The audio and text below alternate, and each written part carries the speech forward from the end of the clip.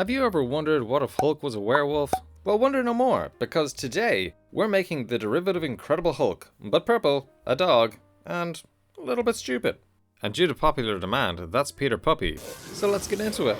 For my metal bones today, I'm using a single piece of 2mm aluminium wire that I'll shape based on a little stickman sketch I prepared earlier for Peter. Now I thought this frame looked pretty small initially, but Peter turned out to be quite the girthy puppy in the end. So don't be afraid if your armature looks a bit small in your hand at first. Turns out Peter's a grower, not a shower. I'll bulk up the torso with some clay-saving aluminium foil, turn my mouse into clay adhesive for reasons best known to past Keith, as editing Keith has no idea why he would do this, and then we can base the body with glue and begin to apply the base layer of clay. And, much like the 8-hour workday, this seems to take a lot longer than you would think, like when Harry thought Snape bewitched the clocks to run slower in detention. I'll use my largest stylus to impress in a divot for the head and the arms, as the muse for this particular sculpture is this image here, but I'm going for this kind of aura.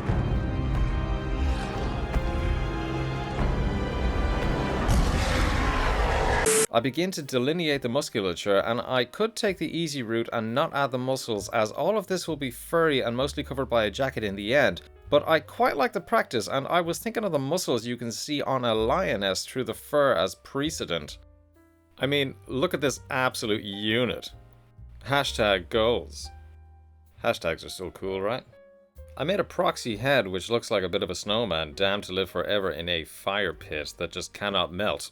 Please, let me die. Sure thing, buddy. It'll be over soon. I can then add the pec and double wind some armature wire for the arms.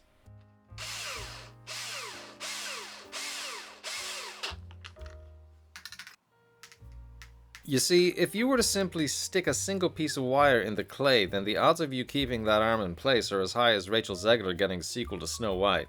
That said, I score in a trench with a ruler, and then I use my favorite blade, Wesley, to cut out a trench so that I may wrap my arm bones around the body, seal up the trench, and then add those boulder shoulders. I can bend the arms into an appropriate red panda come at me bro stance and position the puppy posterior padding to the rear. Now I use cork sanding blocks for my armature stands, which work fine for beginners, but I might have to upgrade to a timber block to be honest, as quite a few of my sculptures have taken a kamikaze dive at the last minute, leaving me sad and eating my feelings. But Peter wouldn't do that to me, right? Right? Foreshadowing. I move to the back and mark in the areas I want to bulk out the musculature, as the look I'm going for here is a Schwarzenegger bull. I add the anatomically correct werewolf traps, lats and teres major, and then I take some time to work my way around the torso, tidying up any of the overtly unsightly details. For now I call upon Mario to act as a stand-in head for scale, and this is where we're at with the torso, and I'm overall pretty stoked thus far, so we can begin to refine the rougher edges and smooth out the oblique details. Firstly, I had to remove Kyle the ogre from the background, as my camera recognized him as the only face in frame and would only focus on him, which was just slightly irritating when you find out after the fact. But after the obliques are smooth, I can then repeat on the opposite side before bulking up the daddy of all vanity muscles, the biceps. And once the upper arms have been added, I can literally throw on the forearms and refine the shape with connecting elbows. Said elbows will be oversized so to receive elbow spikes, and for now we can put Peter's body aside and make some monster hands. My Lord Elrond, forgive me. Getting back to the hands, thankfully Peter only has Yoda-esque 3-fingered appendages, which suits me down to the proverbial ground. The structure for these monster hands is a combination of A. Wire, B. Stir sticks, C. Beads, and D. A can-do attitude. Are the beads necessary? Well, no, but I have about 500 excess beads post Big Bot Bash that I need to get rid of, so don't be surprised if you see many beads turning up in strange places in future builds. With the hands in place, I'll bulk out the legs with their once again cartoonishly small proportions when compared to the upper body. I'll score in some rudimentary muscle separation, add a knee spike hole, followed swiftly by a knee spike, and I'm not going to spend too much time here, as they will be covered in shorts shortly, and the feet will be the focal point, so let's get on to making some back spikes. The back spikes begin their life as a little clay ball that we can squeeze into submission.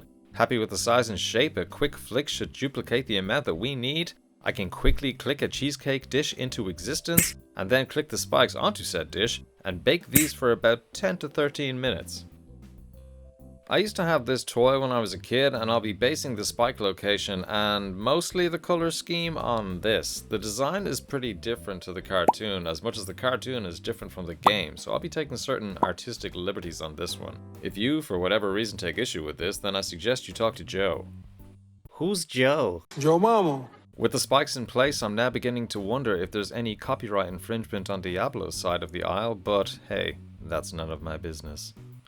Using a sketch of the armature, I lay down 2 strips of masking tape and transfer the spikes over to their corresponding location, as I want to fur up the body without these getting in the way, but want them to go back in the right hole. Speaking of fur, it's time for the fur. And to make the fur, I take a piece of dowel that I've cut to size and sanded smooth on the end. I can roll this back and forth over the still soft clay to give me a nice thick winter coat. And to add to the aesthetic, I make sure to roll the fur in the direction that the muscle fibers would go, and I did attempt a finer hair on the belly, but didn't like it at all, so I retreated to the default dowel. And using Shadow the Hedgehog as my inspiration, I added a little star-like chest detail, and I absolutely love this, which of course means it will be covered by the incoming head, never to be seen again. Speaking of said head, we begin with a small piece of clay squished onto a horseshoe-shaped steel wire that then gets a rub with a knurling texture for grip and baked. I'll poke the neck spikes into the torso and start shaping the lycanthropic head. I mark out the center line followed by the eye line and the nose. I then poke in the eye sockets and get onto carving out the cavernous jaws. With the mouth appropriately shouty, I'll open up the cavity at the base of the skull and attach the head to the neck piece we made earlier. I can then drop in a couple of pre-baked peepers and very softly smooth out the mouth's interior. I then begin to build up the lips, the cheeks and the nose, and as is the case with all my heads, at this point I don't know who or what I'm looking at. It is 100% not the character yet, but just trust the process and it'll be fine. I mark in the philtrum, bulk up the eye ridges and boop on a little snoofer. Boop! To give myself better control of the situation, I mount Peter's head on a cork block and begin to bulk out the facial features. I begin with the cheeks, which I like to drastically oversize on cartoons because, well, hey, you know, they're cartoonish. And once blended, I attempt a more werewolf-like snout by elongating the muzzle. And I didn't end up liking this as Peter's muzzle is pretty short, so I pulled this back and then I started adding the details. I add creases to the snout and then with my pin tool I stab in the olfactory receptors which allow dogs to have a scent sensitivity up to 100,000 times that of humans. Think about that the next time that you fart on your dog.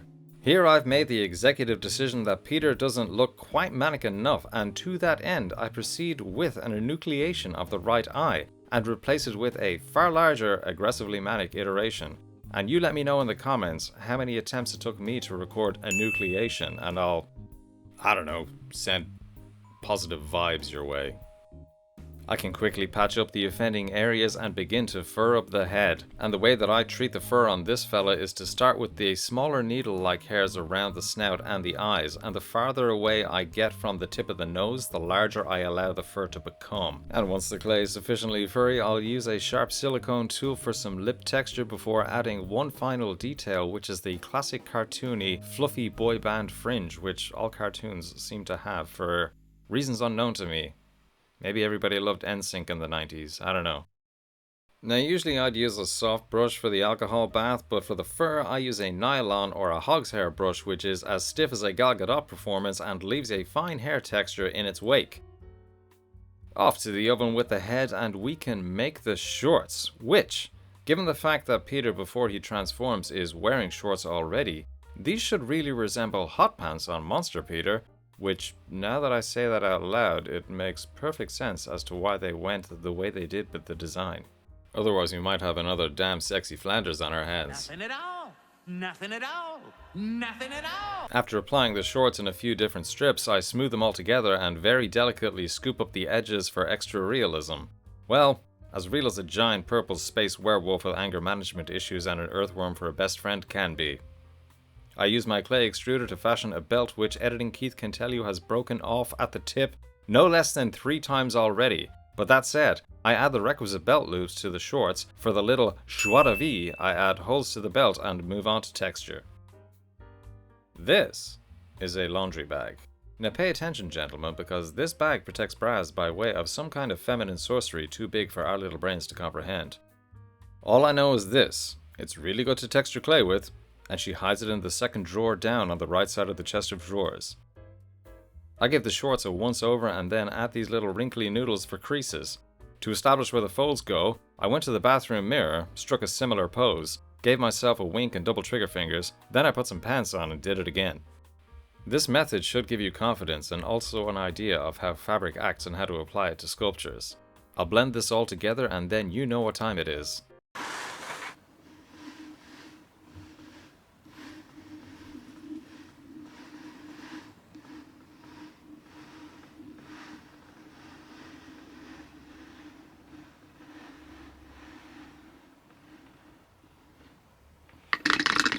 That's right. Time for a whole body bath in alcohol, and I can add the spikes with some clay adhesive and send this absolute unit to the oven. Once baked, I go to work and get on with my life. I eat 2 boiled eggs with sriracha at 10 AM after 3 double espressos. I then go for a walk by the river near Christchurch City Hospital. I can smell the chlorine from Parakiora Recreation Centre.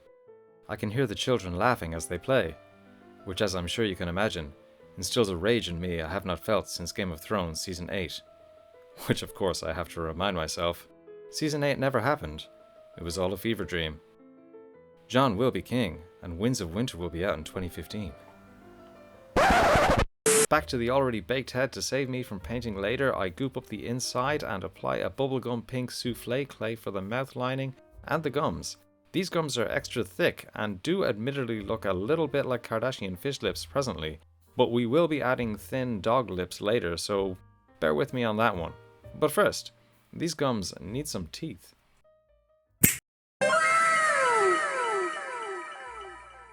And before inserting said teeth, I first needs must poke in some receiving holes. I can make a select few of the receiving holes a little bit larger and then insert the teeth at my leisure with no real plan at all except for the 4 big ones at the front. A little detailing to the gums and I can get onto adding the aforementioned narrow lips. The lips get their very own texture application and it's time to attach the head to the body. I bridge the gap between the body and the head with clay adhesive and Primo Sculpey this time, because Primo Sculpey is far more malleable than Medium Super Sculpey, and as such is a better fit for purpose here. I add these slug-like forms that will act as a mane of sorts, and using a smooth edge but very much steel shaper, I can shape these tresses into glorious adornments. On this acrylic sheet we have what is the front and the back, or the top and the bottom of the ears, depending on how you look at it. With adhesive on one side and a wire in the head, we can sandwich these pieces together before making a tongue, which of course starts off as a red ball. But wait. Ta-da! Done. We're done with the tongue. Subscribe for more epic sleight of hand. I score in the median sulcus and then I add some perpendicular texture via ball stylus and force feed to Peter, making sure it is cartoon accurate, hanging out the left side of his mouth. Then we're on to the feet, and I initially tried this large sock type approach using beads to keep the sculpt from receding deeper into the cork, but alas, I was left wanting.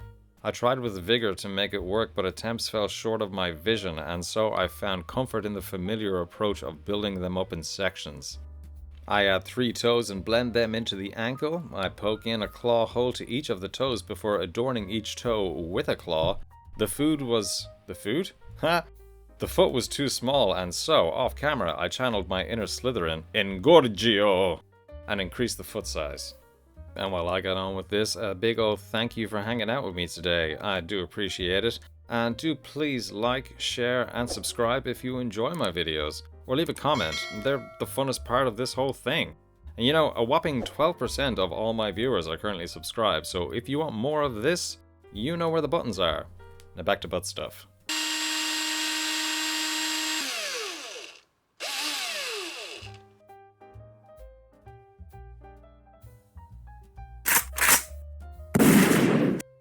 The model is now primed black and I can remove the painter's tape and the putty from his coloured mouth, only to quickly realise that I need these covered still and mask them off again. Onto the painting. Today we'll be delving into the weird and wonderful world of slap chop. Now basically the way this works is that you give your model a dark primer of your choosing, which is going to be your base shadows, and this is followed by a very liberal grey dry brushing to pick up the raised edges, and furthermore a sparrow's fart of white dry brushing atop the highest of the highest edges of this. Once complete, you get this really cool Han Solo and Carbonite effect, which means it's time to bring out the true hero of this particular production, contrast paint.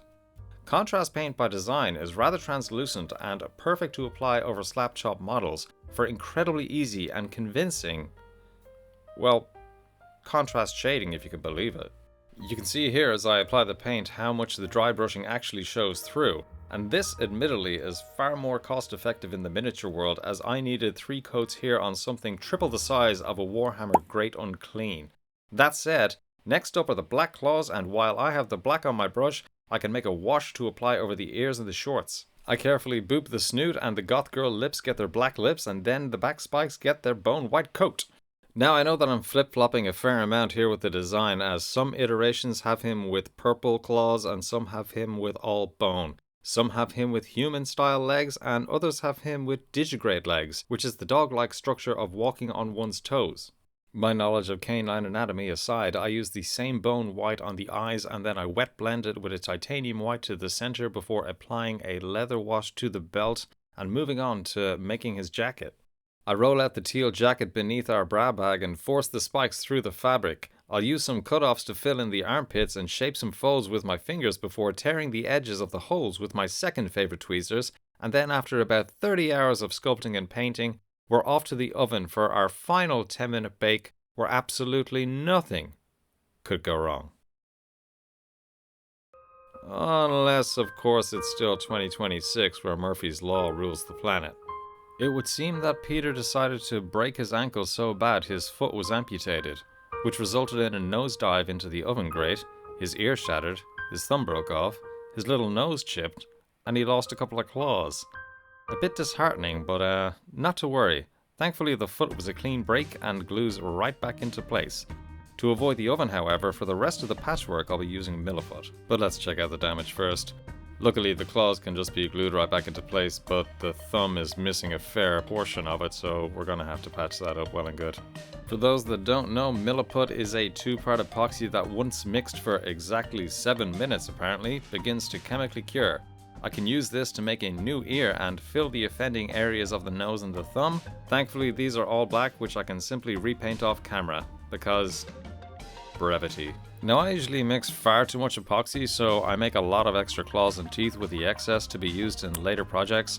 Good way to store these is just go to your local pharmacy and pick up one of those little Dosset boxes, the Monday through Sunday medical pill thingy-majiggies.